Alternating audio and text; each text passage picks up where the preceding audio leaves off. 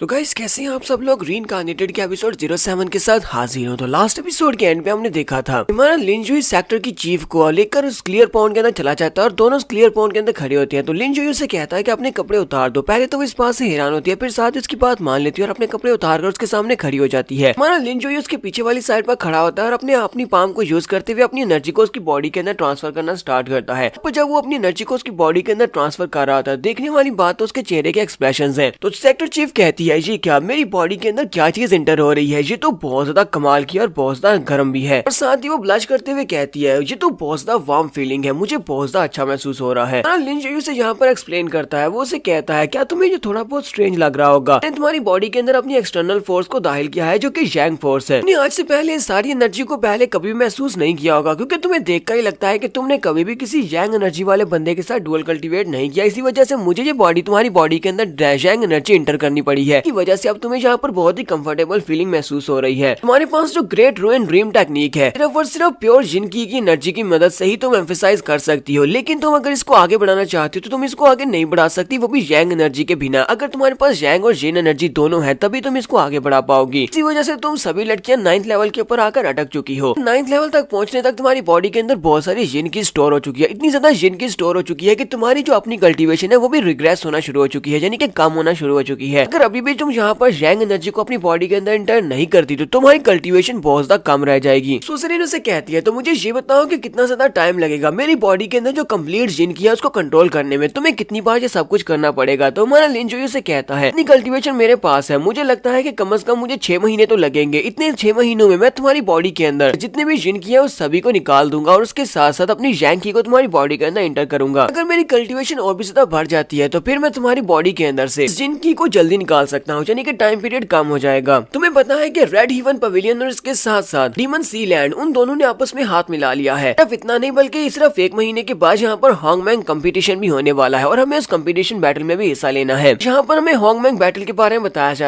जाता है कि ये कंपटीशन होता है जहाँ पर जितने भी मेजर क्लैंस हैं होंगमैंग कॉन्टिनेंट के, वो सारे आकर एक दूसरे के साथ फाइट करते हैं। सिर्फ और सिर्फ क्वालिफिकेशंस वाले टैलेंटेड लोगों को ही वहाँ पर इस कंपटीशन में हिस्सा लेने की इजाजत होती है। जो भी इस कंपटीशन को जीता है उसके क्लैन मेंबर्स को टाओ रिवर के अंदर जाने का मौका मिलता है। टाओ रिवर जो है वो होंगमैंग कॉन्टिनेंट में एंशिएंट टाइम से यहाँ पर बह रहा है। टाओ रिवर के अंदर बैठकर कल्टीवेट करने से आपकी कल्टीवेशन तेजी के साथ बढ़ती है, लेकिन सिर्फ और सिर्फ उसी क्लैन को उस टाओ रिवर के अंदर जाने की इजाजत मिलती है जो कि होंगमैंग कंपटीशन में अपने आप को जिताते हैं, उनका क्लैन ही वहाँ पर जा सकता है। इसी वजह से होंगमैंग का जो कंपटीशन होता है ये बहुत ज्यादा इंपॉर्टेंट होता है। सभी क्लैन के मेंबर्स यहाँ पर अपनी जी जान लगा देते हैं ताकि वो टॉप पोजीशन के ऊपर पहुंच सके। तो सुसरीन हमारे लिनजुई को बताती है कि हमारे होंगमैंग कॉन्टिनेंट में बहुत सारे छोटे मोटे क्लैंस हैं, यहाँ तक कि बहुत सारे सेक्टर्स भी हैं। इनमें 3 बड़े पावरफुल क्लैंस हैं जिनके पास ज्यादा पावर्स हैं। इन तीनों क्लैंस में से कोई एक क्लैन ही होता है जो कि हमेशा टॉप पोजीशन के ऊपर आता है और हमारा फॉरगॉटन इमॉर्टल क्लैन यानी कि हमारा वैंगजियान क्लैन ये तो किसी भी खाते में नहीं आता, यानी कि हमारा क्लैन बाकी के सभी क्लैंस में से सबसे ज्यादा कमजोर है। अगर मैं सच कहूँ तो पिछले कई साल हम लोग यहाँ पर इस कंपटीशन में हिस्सा लेते रहे हैं और हम लोग कभी भी नहीं जीत पाए। इसी वजह से मैंने गिव अप कर दिया है, हम लोग इस बार कंपटीशन में हिस्सा नहीं लेंगे। लिनजुई से कहता है ये टाइम गिव अप करने का तो बिल्कुल भी नहीं है, क्योंकि अभी जो तुम्हारे पास मैं आया हूँ, कहता है जबकि तुम्हारे पास मेरी हेल्प है तो इसका मतलब यह है कि हम लोग इस बार के कंपटीशन को जीत सकते हैं। तुम्हें वही करना होगा जो मैं तुम्हें कहता हूँ, तो तुम बिल्कुल ठीक रहोगे और हम लोग इस कंपटीशन को जीत पाएंगे। इस सुसरीन से कहती है अच्छा ठीक है, जो तुम कहोगे मैं वही करूंगी। और उसके बाद वो पीछे की तरफ मुड़ जाता है और कहता है आज के लिए इतना काफी, अब जाओ तुम यहाँ से चली जाओ और जाकर कल का इंतजार करो, क्योंकि मैं यहीं पर रहने वाला हूँ, रहकर कल्टीवेट करूंगा और कल रात के वक्त तुम इसी वक्त सेम टाइम पर मुझे मिलना, हम लोग दोबारा से यहाँ पर यही प्रोसीजर करेंगे। उसके वहां से चले जाने के बाद हमारा लिनजुई वहीं पर बैठकर कल्टीवेट करता है। थोड़ी देर कल्टीवेट करने के बाद हमारा लिनजुई कहता है ये पॉइंट तो वाकई में बहुत ज्यादा अमेजिंग है। यहाँ पर ब्रिलियंट की पावर इतनी ज्यादा है कि उसको एब्जॉर्ब करने के बाद जो कि इमॉर्टल राम का कल्टीवेटर था, अब मैं स्पिरिट राम का कल्टीवेटर बन चुका हूँ। अब मुझे पता चला कि क्लियर पॉइंट के अंदर बैठकर कल्टीवेट करना कैसा होता है। अपनी पिछली 1 लाख साल की जिंदगी में यहाँ पर आना चाहता था, लेकिन मुझे कभी भी यहाँ पर आने नहीं दिया गया। लिनजुई वहाँ पर प्रैक्टिस कंप्लीट करने के बाद वहाँ से वापस अपने रूम की तरफ आ रहा होता है। जैसे वो रूम की तरफ वापस आता है, जियांची वहाँ पर पहले से बैठी होती है, वो उसका इंतजार कर रही होती है। तुम्हारा लिनजुई से कहता है लड़की तुम यहाँ पर क्या कर रही हो, क्या तुम मेरा इंतजार कर रही हो? तो वो उसे कहती है master saint king little saints आपका अंदर इंतजार कर रही है, वो कब से आपका इंतजार कर रही है, मैंने उसको अंदर बिठा दिया था, इसके आप जल्दी यहाँ पर आने वाले हैं।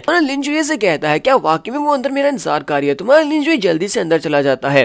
लिनजुई अंदर जाता है तो लिटिल सेंटस यानी कि प्रिंसेस जेजे जल्दी से भागती हुई आगे बढ़ती है और उसे कहती है तो फाइनली तुम वापस आएगी, मैंने तुम्हारा कितना ज्यादा इंतजार किया। लिनजुई भी अपने गले से लगा लेता है और कहता है शिनजी तुम यहाँ पर क्या कर रही हो, क्या तुम मुझसे मिलने के लिए आई हो? वो उसे कहती है हाँ मैं तुम्हारे बारे में काफी ज्यादा परेशान थी, मैंने सुना कि तुम तुम सेक्टर चीफ से मिलने के लिए गए थे और सेक्टर चीफ ने काफी ज्यादा मुश्किल से ट्रीट किया है, इसी वजह से मैं यहाँ पर तुमसे मिलने के लिए आई हूँ। साथ ही वो कहती है मैंने ये भी सुना है कि मेरी बड़ी बहन यानी कि सुजरेन ने हमें हमारा सेंट किंग बना दिया है। मेरी बहन ने आज तक पहले किसी भी इंसान के साथ ये सब कुछ नहीं किया। इस बात से मुझे बहुत ज्यादा हैरानी हो रही है कि आखिर मेरी बहन ने ऐसा क्यों किया होगा, उसने तुम्हारे साथ ये क्यों किया। तुम्हारा लिंजुई से कहता हो सकता है कि मेरे पास कुछ स्पेशल एडवांटेज है, इसी वजह से उसने मेरे साथ ये सब कुछ किया है क्योंकि मैं तुमसे प्यार करता हूँ, इसी वजह से। वो उसे कहती है हाँ तुम वाकई में एक बहुत ही बुरे लड़के, और साथ ही वो शर्मा भी रही होती है। ये दोनों यहीं पर बैठकर आपस में गप्पे लगा रहे होते हैं, जबकि जियांची वहीं पर साइड के ऊपर बैठी होती है। जीजी उसे कहती है ब्रदर लिंजुई, मुझे नहीं लगा था कि एक इंसान के साथ मिलकर इतना ज्यादा मजा आएगा, तो मुझे तुम्हारे साथ मिलकर बहुत ज्यादा मजा आ रहा है। साथ ही वो उसे कहती है तुम्हें पता है ना कि हम लोगों ने वो सब कुछ कर लिया हुआ है, इसी वजह से जीजी आज के बाद सिर्फ और सिर्फ तुम्हारी है। ये प्रिंसेस हमेशा तुम्हारा इंतजार करेगी और किसी भी दूसरे इंसान को अपने आप को टच भी नहीं करने देगी। 2 साल के बाद अगर डीमन एम्परर यहाँ पर समन करने के लिए आते हैं, क्योंकि 2 साल के बाद डीमन एम्परर के साथ मेरी शादी होनी है, अगर वो मुझे लेने के लिए आते भी हैं तब भी मैं उनको रिजेक्ट कर दूंगी, मैं उनके साथ बिल्कुल भी नहीं जाने वाली, मुझे यहाँ पर मरना ही क्यों ना पड़े। यहाँ पर फिर से डीमन एम्परर के बारे में बताया जाता है कि डीमन एम्परर जिसके साथ इसकी शादी होनी है 2 साल के बाद, उसका नाम कीजी है, वो नाथरन स्टार राम का एम्परर है। 2 साल के बाद वो बहुत सारी लड़कियों के साथ शादी करने वाला है। 2 साल के बाद आसपास के जितने भी पावरफुल क्लैंस हैं उन सभी में से बहुत ही स्पेशल लड़कियों को उसकी शादी करने के लिए चूज किया गया है, में से प्रिंसेस जीजी भी एक है, ताकि वो इन सभी को फर्नेस के तौर पर यूज कर सके। वो इन सभी के साथ डुअल कल्टीवेट करने के बाद इन सभी की प्योर की पावर को लेना चाहता है, इसी वजह से वो इतनी ज्यादा लड़कियों के साथ शादी कर रहा है। लेकिन असल में बात यह है कि इन सभी की कल्टीवेशन की पावर लेने के बाद इनका कुछ भी नहीं बचता, ये सारी की सारी लड़कियां मर जाती हैं। अरे लिंजुई को तो ये सारी की सारी बात पता होती है। लिंजुई कहता है अब जबकि तुम मेरी लड़की बन चुकी हो, यानी कि अब तुम मेरी गर्लफ्रेंड हो, तो इस बात का भरोसा रखो कि मैं कोई ना कोई ऐसा तरीका ढूंढ लूंगा कि 2 साल के बाद तुम्हें उस एम्परर के साथ जाना नहीं पड़ेगा। तो प्रिंसेस जीजी भी इस बात से बहुत ज्यादा खुश हो जाती है और उसे कहती है ब्रदर लिंजुई तुम्हारा बहुत बहुत शुक्रिया, अब काफी ज्यादा देर हो चुकी है, अब मुझे भी वापस चलना चाहिए, तुम भी जाकर सो जाओ। साथ ही यहाँ पर प्रिंसेस जियांची के लिए रिक्वेस्ट भी कर देती है। वो उसे कहती है ब्रदर लिंजुई, जियांची मेरी बहुत ही अच्छी दोस्त है, अगर तुम इसको गाइड कर सको तो प्लीज इसको गाइड जरूर करना, मैं चाहती हूँ कि तुम इसके मास्टर बनकर इसको ट्रेन करो। लिंजुई से कहता है हाँ क्यों नहीं, तुम इसके बारे में बिल्कुल परेशान ना हो, मैंने इसे पहले ही कहा था कि मैं इसका मास्टर बनकर इसको ट्रेन करूंगा। जियांची भी हमारे लिंजुई से कहती है मैं प्रिंसेस को वापस इसके डॉम तक छोड़कर आती हूँ ताकि फिर मैं आकर आपसे तलवारबाजी की टेक्निक सीख सकूं। तो हमारा लिंजुई से कहता है अच्छा ठीक है, रास्ते में बहुत ज्यादा ध्यान रखना। जियांची भी यहाँ पर यही सोच रही होती है कि इन दोनों के दरमियान में किस किस्म का रिलेशनशिप है। प्रिंसेस यहाँ पर इससे आकर मिल रही है, ये भी उसके साथ बड़ी हंसकर बातें कर रहा था। दोनों वहाँ से चली जाती है। उनके चले जाने के बाद हमारा लिंजुई वहीं पर खड़ा खड़ा सोच रहा होता है चलो ठीक है अब सोने का टाइम हो चुका है। फिर साथ ही वो ऊंची आवाज में कहता है अब जबकि तुम्हारे डिसाइपल और प्रिंसेस जीजी यहाँ से चले गए हैं तो मुझे लगता है कि तुम्हें मेरे साथ ही आकर सोना चाहिए। हमारा लिंजुई यहाँ पर एल्डर जैंग से बात कर रहा होता है क्योंकि एल्डर जैंग वहीं पर दीवार के पीछे छुपी होती है और लिंजुई को महसूस हो जाता है। एल्डर जैंग भी जल्दी से वहाँ से बाहर निकल आती है और उसे कहती है सेंट किंग प्लीज आपको यहाँ पर तमीज से बात करनी चाहिए, मैं यहाँ पर आपके साथ नहीं सो सकती क्योंकि मैं इस पूरे वैंगजियान क्लैन की 12 एल्डर्स में से एक महान एल्डर हूँ। हमारा लिंजुई इसके पास सुनने के बाद कहता है तो मैं एक एल्डर हो तो इस बात का क्या मतलब है, मुझे ये बताओ क्या एल्डर का ओहदा सेंट किंग से ज्यादा होता है। वो उसे कहती है नहीं। लिंजुई साथ ही उसकी बड़ी बड़ी चेस्ट को घूर कर देख रहा होता है। वो अपनी चेस्ट को छुपाते हुए कहती है ये तुम क्या कर रहे हो, तुम किस तरफ देख रहे हो, तुम एक बहुत ही बेशरम लड़के हो। लिंजुई से कहता है मैंने इस तरह का कुछ भी नहीं सोचा और ना ही मैं कोई बहुत ही बेशरम इंसान हूँ, चलो चुपचाप मेरे साथ अंदर आ जाओ। लिंजुई से कहता है तुम्हारी सेक्टर चीफ सुजरीन ने कहा था कि मुझे एल्डर जैंग के साथ रहना है, तो आज मैं तुम्हारी रेजिडेंस में ही रहने वाला हूँ, तो तुम जहाँ पर मुझे अपने साथ लेकर आई थी और तुम ये सेक्टर चीफ के पास मुझे लेकर भी गई थी, तो चुपचाप मेरे साथ आ जाओ। नहीं लगता कि अगर तुम मेरे साथ रहोगी कि तुम्हें अपने फादर के बारे में इन्फॉर्मेशन ज्यादा जल्दी मिल सकती है, इसी वजह से मुझे लगता है कि हम दोनों को आज के बाद एक दूसरे के साथ ही रहना चाहिए। वो उसे चिल्लाकर कहती है नहीं मैं ये बिल्कुल भी नहीं करने वाली, ये बताओ कि तुम मुझे अपने साथ रखकर मुझसे क्या करवाना चाहते हो। जो कमरे के अंदर चला जाता है, बेड के ऊपर बैठता है और उसे इशारा करते हुए कहता है कुछ भी नहीं, चलो जल्दी से यहाँ पर आकर मेरे पास बैठो। अगर तुम यहाँ पर मेरे पास आकर बैठती हो तो जनरली मैं तुम्हें बता ही दूंगा कि तुम्हारा फादर इस वक्त कहाँ पर है, उसकी लोकेशन क्या है। तुम नहीं बैठती तो फिर मैं तुम्हें कुछ भी नहीं बताऊंगा। एल्डर जैंग उसकी बात मानने को बिल्कुल भी तैयार नहीं होती। वो शर्माते हुए कहती है मैं तुम्हारी बात बिल्कुल भी नहीं मानूंगी। तो लिंजुई कहता है तुम्हारे पास 2 ऑप्शन है, या तो यहाँ पर आकर मेरे पास बैठ जाओ या फिर चुपचाप यहाँ से वापस मुड़ जाओ और वापस मत आना। वो उसकी बात सुनने के बाद और भी ज्यादा ब्लश कर रही होती है। फिर साथ ही वो कहती है मेरे पास तो कोई ऑप्शन नहीं है और वो सीधी आकर उसके साथ ही बिस्तर के ऊपर बैठ जाती है और उसे कहती है अब तुम ये मत कहना कि तुम्हें मेरे साथ कुछ और भी करना है।